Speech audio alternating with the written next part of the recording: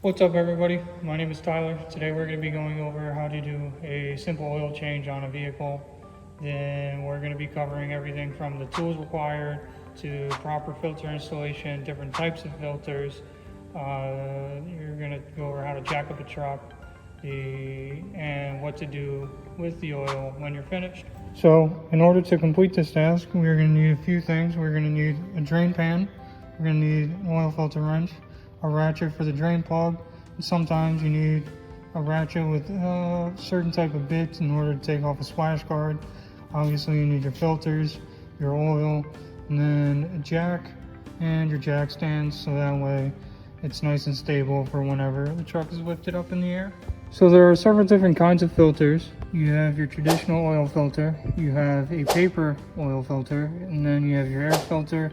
And diesel vehicles also come with a fuel filter, but you will oftentimes need a special wrench in order to take the housing or that specific filter off. And it's always a good idea to check with your local auto parts store or the dealership that your manufacturer makes for your vehicle. The traditional oil filter is usually located on the side or the bottom of your engine, and then these guys, the paper filters, are actually hidden inside of a housing unit, and we'll have a picture of those on display because this one has a typical oil filter, this one, so we will not be using this. This is for a different vehicle. Just you have it here so you guys know what you're looking for on your vehicle. Now, the proper way to jack up a vehicle is to find the metal frame and lift it up by that. You do not want to lift it up by the plastic parts here or by some of the other pieces. You want to lift it up by some metal structure. Sometimes it's an axle, but sometimes you also want to lift it up by here because certain jacks will only latch onto this part and will not actually allow you to lift it up by the frame. So every case is a little bit different. This one, we're just going to jack it up right here behind the front tire. Zoom out a little bit. This is where our jack's located. So now that we have the splash guard removed, we now have access to the oil filter and the drain plug, which is located on the back side of this engine, which we'll get to in a second. But it is also not a bad idea to set the splash guard and the screws next to each other just in a pile so you don't lose them. But if we climb back here, we will see our drain plug, which is located right here at the bottom of the engine. So we will need a socket and a ratchet in order to remove that, along with our drain pan to catch the oil. Our old filter has just been removed, so now we're going to take the new filter, and if you have access to grease, just go ahead and take a smidge, just slowly apply grease to the O-ring. You don't want to go too crazy with it, but just enough so that way when you go to take it off the next time, it is also a good idea to take a little bit of your oil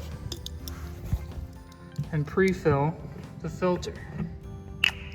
Not entirely necessary, but it is a good idea. Now, our old filter has been removed. New filter has been pre-filled with our oil that is usually indicated on the cap on the top of the motor or inside your owner's manual.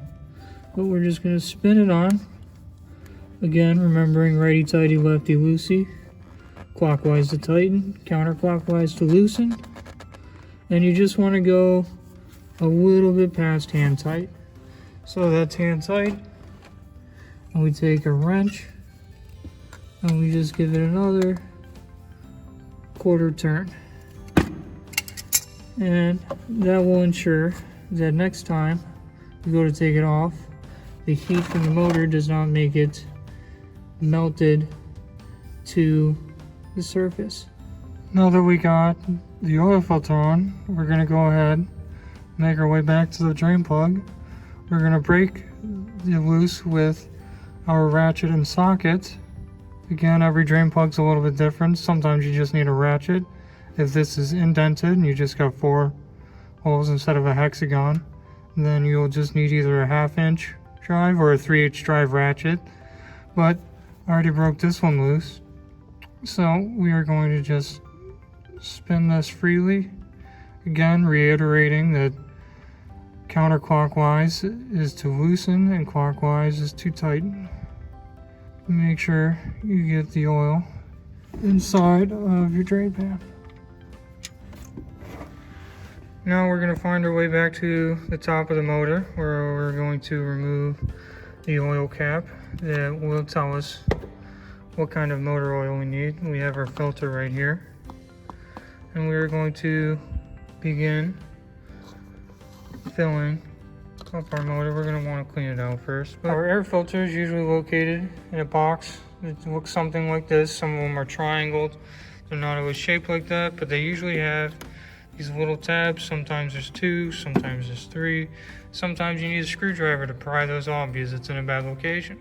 But you pop that off. Air filter is located right underneath here. Okay, so for this particular vehicle, in order to reset the oil life on your car, you're going to go through to settings. You're going to hit OK.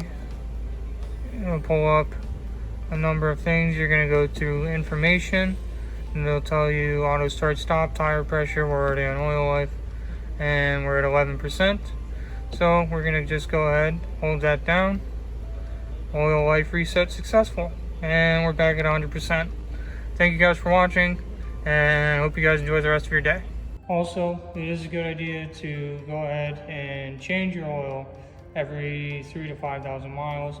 Newer vehicles oftentimes have a oil life monitor in there, and it'll tell you what percentage you're at, or it'll just tell you that you're almost due or due for an oil service.